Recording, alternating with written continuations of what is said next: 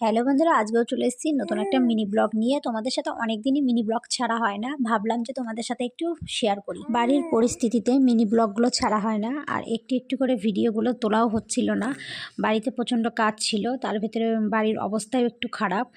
আর অবস্থা বলতে অনেক অনেক কিছুই হয়েছে আমাদের বাড়িতে, যাই হোক। আর আমি এখন সোফায় বসে আছি মেয়েকে নিয়ে, আর ছেলে ওখানে খেলা করছিল। এই দেখো, ঘরটার কিচ্ছু গোছানো না, সব জামা কাপড় কেচে কেচে এখানে রেখে দিয়েছি, মানে সবই পরিষ্কার করা, কিন্তু সব গোছানো হয়নি, ভাঁজ করা হয়নি। তারপর গোপালকে একটু পুজো দিয়ে নিলাম, শুধু গোপালকেই পুজো দিয়েছিলাম, বাদ বাকি ঠাকুরগুলোকে আর পুজো দেওয়া হয়নি।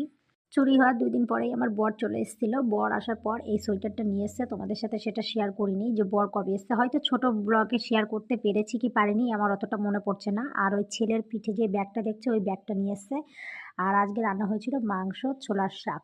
আর তারপর সন্ধ্যাবেলায় চলে গেছি বরকে নিয়ে একটু বিগ বাজারে। বিগ বাজারে যাওয়া হয়েছিল মুভি দেখার জন্য, আমার ছেলের বায়নাতে। এর আগে যখন গিয়েছিলাম হাউসফুল ছিল, টিকিট পেয়েছিলাম না, তাই এখন একটু ফাঁকা আছে আর সময়ও ছিল, যেহেতু ওর আজকে পড়াও ছিল না, স্কুলও ছিল না, তাই চলে গিয়েছিলাম বিগ বাজারে মুভি দেখার জন্য।